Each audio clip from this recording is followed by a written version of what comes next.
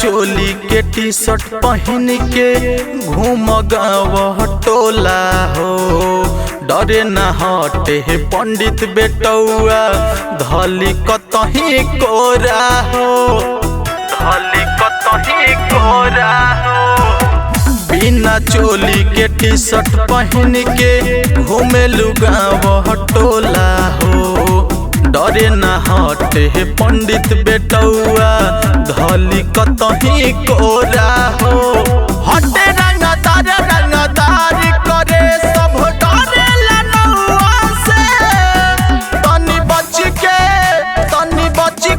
रही हाय ननदो भनन के बेटौआ से। तनी बच के रही हाय ननदो भनन के बेटौआ से। भनन के बेटौआ से।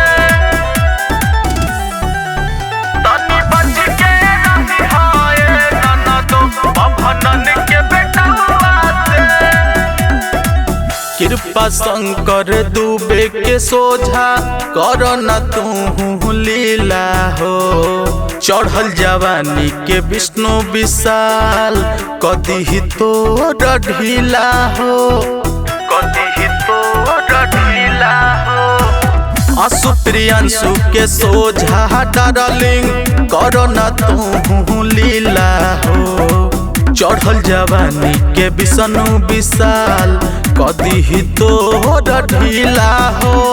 जिला जवार थर थर कापे जब चले लगौआ से। तनी बच के रही हाय ननदो भनन के बेटौआ से। तनी बच के रही हाय ननदो भनन के बेटौआ से।